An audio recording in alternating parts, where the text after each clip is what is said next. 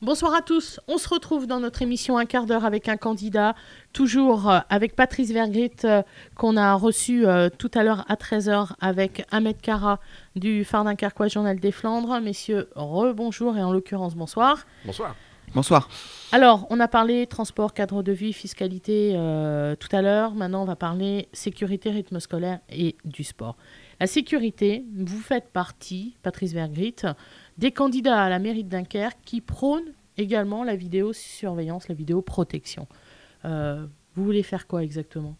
Alors, il y en a qui veulent mettre des caméras que dans un coin, d'autres des caméras des fausses, des vraies. Vous voulez faire quoi ?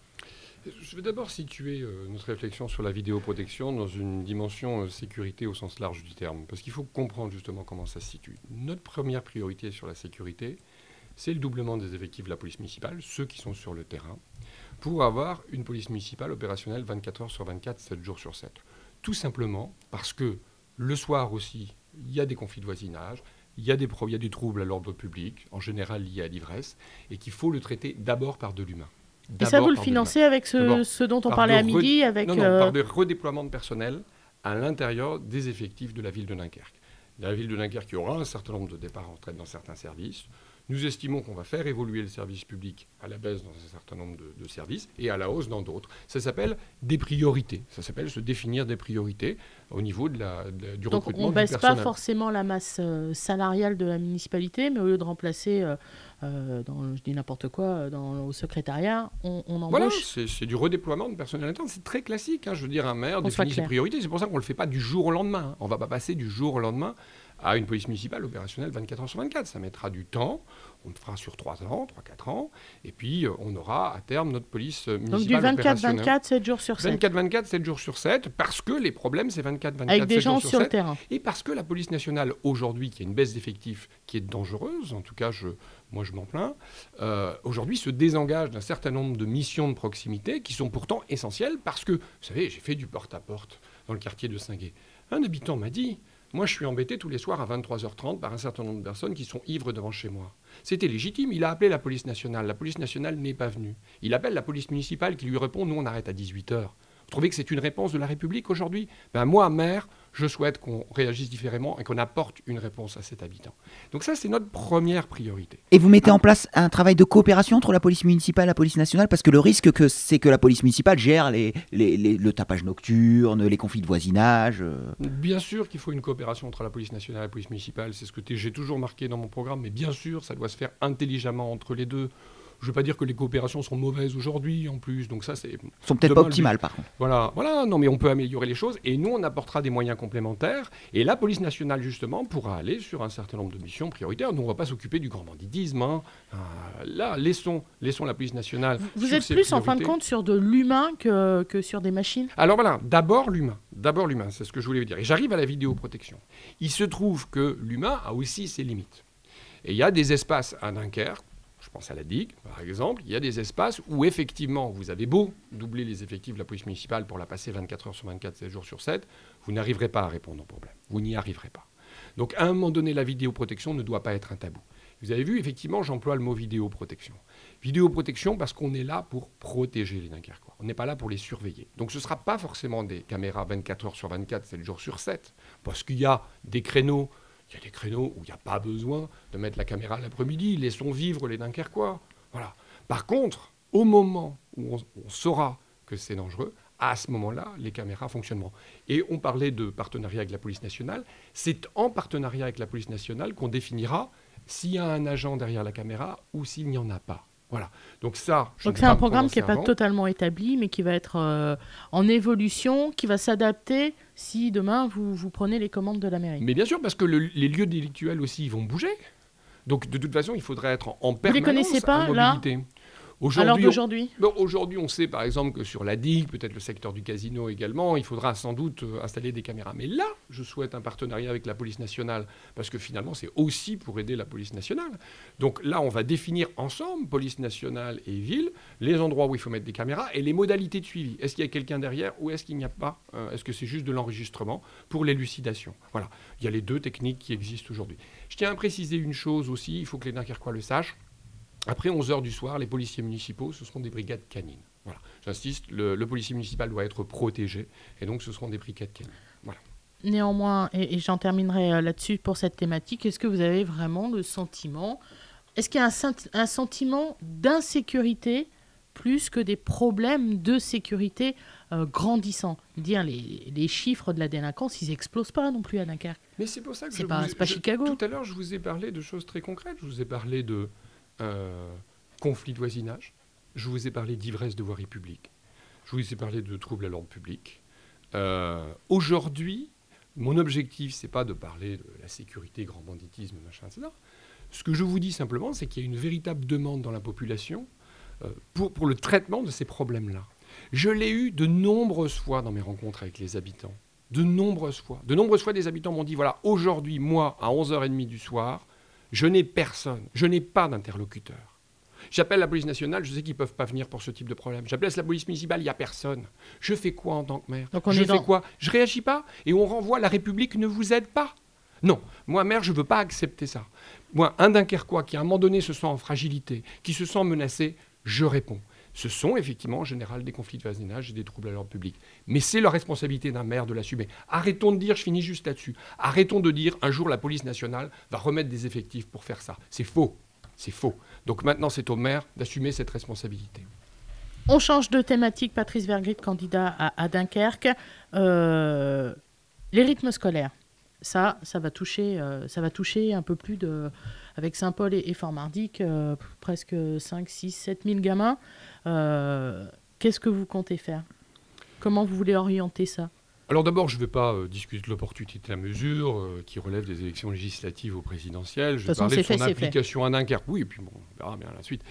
Parlons de son implication à Dunkerque. Moi, il y a deux choses qui m'ont choqué dans la méthode actuelle. La première, c'est sur la concertation. La concertation a été partielle, je trouve. Elle a pu être développée dans les écoles. Mais vis-à-vis des parents, moi, beaucoup de parents m'ont dit encore être totalement dans l'inconnu. D'ailleurs, moi, à titre personnel, je suis parent d'enfants, j'ai toujours rien reçu en termes de rythme scolaire. Juste un petit appel du pied, comme ça. Deuxièmement, la méthode. Moi, il y a un truc que je n'aime pas beaucoup. Finalement, demain, la responsabilité de la municipalité sera d'apporter du contenu à nos enfants. Il y aura du contenu dans ce qu'on appelle les TAP. Ce qu'on rajoute, voilà. Je n'aime pas qu'on commence par aller voir les associations pour voir, est-ce que vous êtes prêts à venir? Finalement, on aligne des cases et puis on regarde s'il y a assez de cases pour occuper nos enfants. Je déteste ça. Ce n'est pas du tout ma méthode. Moi, ma méthode, c'est d'abord, posons-nous la question de qu'est-ce qu'on a envie d'enseigner, d'apprendre à nos enfants. Alors, qu'est-ce que vous avez envie? Parce que sur Dunkerque comme mouvement, justement, nous, on a défini des priorités éducatives. Le décrochage scolaire. Parce qu'à Dunkerque, on est moins bien qu'au niveau régional, qui est moins bien qu'au niveau national. C'est la raison pour laquelle, notamment, on a proposé l'académie d'été, c'est-à-dire essayer d'aider, sur la base du volontariat des familles, un certain nombre de jeunes qui ont des difficultés à passer au niveau supérieur, sur la base d'un enseignement pédagogique décalé. C'est une inspiration finlandaise. Et de l'autre côté, l'apprentissage des langues. La ville, aujourd'hui, peut faire énormément de choses là-dessus. L'éducation nationale, finalement, elle apporte la culture de fond. La ville peut apporter le fait d'aller dans le pays, de se confronter à la langue. Il y a des colos à la ville de Dunkerque, des séjours de vacances. Pourquoi il n'y a pas de séjour linguistique dedans? Ça ne coûterait rien. C'est juste simplement des choix. Ce n'est pas fait aujourd'hui. On doit aider sur la question des langues. Ça s'adapte avec le rythme scolaire dans le dispositif? Je le disais, on a défini des priorités éducatives. Et bien entendu, il faut que dans ce qu'on va apporter en plus dans le contenu à nos enfants, il faut qu'il y ait ces deux priorités. Il n'y aura pas que cela. Bien entendu. Ça, c'est deux priorités qu'on a identifiées. Là, le projet qui est établi pour l'instant, c'est retour à l'école le mercredi matin. Vous faites ça aussi? C'était les deux constats que j'ai faits. Nous, si on est élu, le 31 mars, finalement, on se retrouve avec la responsabilité de la municipalité. Pendant les 3 mois qui suivent, ça va être l'installation des instances, etc. Et donc, on va arriver en septembre. Finalement, on n'aura rien pu faire et rien pu évaluer. Donc, si je suis élu maire de Dunkerque, je vais écrire au gouvernement et demander de différer d'un an l'application de la réforme des rythmes scolaires. Je pense que le gouvernement serait bien inspiré de dire oui, parce que notamment à toutes les équipes qui gagneront et qui prendront le pouvoir dans les différentes villes. Parce que je pense qu'il faut 1 an pour reposer les choses. Pardon ? Si on vous dit non ? Si on me dit non, j'appliquerai. Je suis un républicain. Je vais appliquer la loi. Je serai obligé d'appliquer une mesure dans laquelle je n'aurais pas vérifié la cohérence entre Saint-Paul, Fort-Mardic et Mardic. Je n'aurais pas pu vérifier la formation des encadrants. Je n'aurais pas pu vérifier... En gros, vous prendrez le projet d'équipe sortante, voire la modifier, la rentrée d'après. J'entends qu'on va mettre toutes les... D'ailleurs, j'en suis même pas sûr. C'est une rumeur publique, ce que je vous raconte. J'entends qu'on va mettre tous les horaires des écoles à 8h30 de toutes les écoles élémentaires de Dunkerque. Mais c'est stupide. C'est stupide, ça va avoir des conséquences sur la ville qui vont être considérables en termes de déplacement. Puis c'est pas comme ça qu'on... J'entends aussi qu'on ne peut pas redébattre, c'est mercredi pour toutes les écoles. Oui. Et si on ouvrait cette réflexion, si ça peut être samedi pour certains, mercredi pour d'autres, on peut l'ouvrir ce débat. On n'est pas obligé de tout fermer comme débat. Ça pourrait permettre d'améliorer le taux d'encadrement. Aujourd'hui, je vois un chiffre où le taux d'encadrement, c'est-à-dire le nombre d'enfants par encadrant, a augmenté. On peut peut-être, grâce à plus de souplesse dans le dispositif, améliorer et faire mieux. Vous savez, la réforme des rythmes scolaires, c'est une contrainte entre l'argent qu'on peut y mettre et le mieux pour nos enfants. Dans ces cas-là, vaut mieux être souple. On va passer à la dernière thématique, mais pour votre info, le projet de l'équipe actuelle, c'est 8h30, 12h, 14h, 15h45, lundi, mardi, jeudi, vendredi, et 9h midi le mercredi. Pour toutes les écoles ? Bah oui, c'est le projet retenu. C'est triste. Allez, on enchaîne avec un domaine que vous connaissez bien en tant qu'ancien pratiquant. D'abord, basket, vous étiez pivot, ça se voit. Et puis, en tant qu'ancien adjoint au sport. Demain, pour le sport de haut niveau à Dunkerque, qu'est-ce que vous faites ? On va raisonner à l'échelle de la CUD pour l'USDK et pour le BCM. Est-ce que vous maintenez, oui ou non, les subventions en l'état ? Est-ce que vous les diminuez ? Est-ce que vous les augmentez ? Et donc, en combien de temps ? D'abord, le sport de haut niveau à Dunkerque a sa place. Dunkerque est une ville sportive. On a eu des champions qui ont eu des parcours extraordinaires. Je pense à Sébastien Bosquet, si vous me permettez, c'est un ami en plus, le gamin de Saint-Paul qui est devenu champion du monde, Guillaume Florent qui est sur ma liste, qui était médaillé de bronze aux Jeux Olympiques de Pékin en 2008. En voile. Ce sont des beaux exemples quand même pour la jeunesse dunkerquoise. Donc le sport de haut niveau a toute sa place. Et rendons-lui honneur, Bosquet aussi, il a une médaille olympique. Une médaille olympique, voilà, j'ai oublié, j'ai dit que champion du monde. J'ai pas dit de bêtises, je m'y connais pas. Je vais vérifier, mais j'en suis pas sûr. J'en suis pas sûr, je pense qu'il est que champion du monde. Ouais, voilà, ouais. Je pense qu'il est que champion du monde. On va pas remuer le couteau dans la plaie. Allez, on enchaîne. On enchaîne. Donc le sport du haut niveau a sa place parce qu'il a des retombées pour le territoire, bien entendu. Simplement, je pense qu'un maire ou un président de communauté urbaine est garant de l'argent public devant les contribuables. Un président de la communauté urbaine, c'est pas un mécène. C'est pas son argent, c'est l'argent du contribuable. Qu'est-ce que vous faites, monsieur le Justement, j'y viens. Ça veut dire que je pense qu'un président de la communauté urbaine doit garantir des retombées économiques et sociales dans le sport de haut niveau. Je vais vous raconter une anecdote. Quand je suis devenu adjoint au sport en 2008, je suis allé voir tous les sports de haut niveau. Je vais voir le volleyball. J'aime beaucoup le club de volley, club formateur. Mais je vais regarder son équipe première. 400 000 € de la communauté urbaine de subvention. Je vais dans la salle, 35 personnes. Dans la salle, 35 personnes, et je regarde les retombées économiques. L'hôtellerie, etc. Que dalle. Là, ça, c'est pas possible. On ne peut pas demain mettre 400 000 € pour 35 personnes dans une salle et des retombées économiques quasi nulles. Donc ce que je souhaite, c'est engager une discussion avec chacun des clubs de haut niveau pour examiner précisément, et aussi pour l'événementiel, parce qu'il y a les 4 jours qui ont des retombées économiques très importantes pour les Dunkerquois. C'est très important les 4 jours pour Dunkerque. On avait montré dans une enquête image à quel point l'image de Dunkerque était positivée par les 4 jours. Donc il faut faire, événement par événement sportif, club par club, une analyse des retombées économiques et sociales, le nombre de personnes qui y vont et qui s'y retrouvent, la billetterie, les retombées économiques, hôtelières, etc. On va faire cette analyse. Et en fonction de ces analyses, les subventions aux clubs sportifs seront à la hauteur des retombées pour le territoire. Et je vous donne un autre exemple qui va vous parler concrètement. On est 2e du Tour de France à la voile avec Daniel Souben. Retombées pour Dunkerque. Franchement, moi j'ai regardé autour de moi, je doute. On fera une étude, je pars pas comme ça perdant. Retombées pour le territoire de la 2e place au Tour de France à la voile, je le vois faible. Vous parliez de l'escale tout à l'heure. Vous vous rendez compte à quel point un événement nautique pourrait avoir à Dunkerque des retombées bien plus importantes pour la ville que la 2e place au Tour de France à la voile. Donc moi, ce qui m'intéresse, c'est qu'on compare des choses. Donc vous conditionnez les subventions ?